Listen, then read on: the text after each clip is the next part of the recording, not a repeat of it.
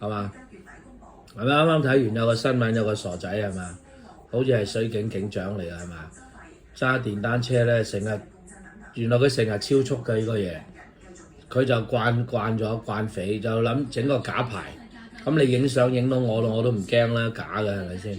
咁人哋就報佢，聽講專係報佢就係因為知佢呢條友啦咁樣，甚至知佢身份添，我估，咁啊拉咗係嘛？都年紀唔細，應該接近退休添，咁啊乜都冇啦，當然坐監啦，佢準備係咪洗定攞油啦？但係呢啲係幼稚無知啦，係嘛？仲喺度咁樣搏，咁香港以前更加恐怖添啦，有個交通嘅警員啊，再補充啦，就係話嗰個拉咗套假牌揸電單車嘅話，如果佢真係好似傳説中嗰個水警沙展嚟嘅，佢真係坐得好緊要。一來佢唔知有冇家庭係嘛，係咪你屋企好慘啊？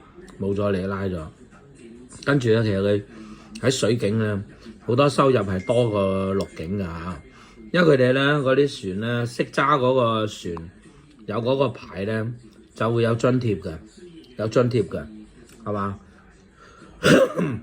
另外咧佢沙展咧水警嘅沙展啊，同陸上嘅沙展咧，同我哋陸警嗰啲沙展咧，嗰個受尊重程度咧係高啲㗎嚇。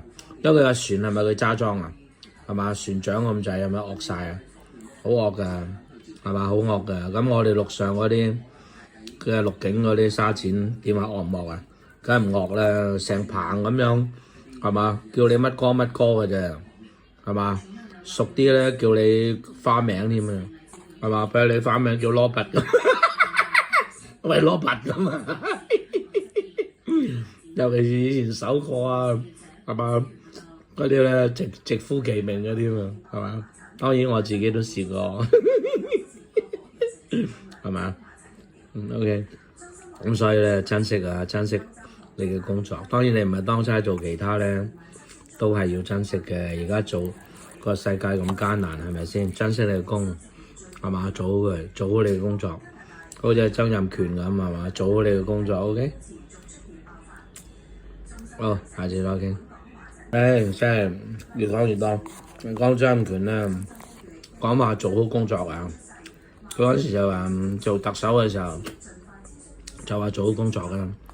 咁佢拉咗去坐監，咁我就識人係管佢㗎嘛，就叫佢有權啊！好好㗎，佢做得啲表現啊，好好㗎，係咪阿權？佢做監犯咧，都做好佢嘅工作，係嘛？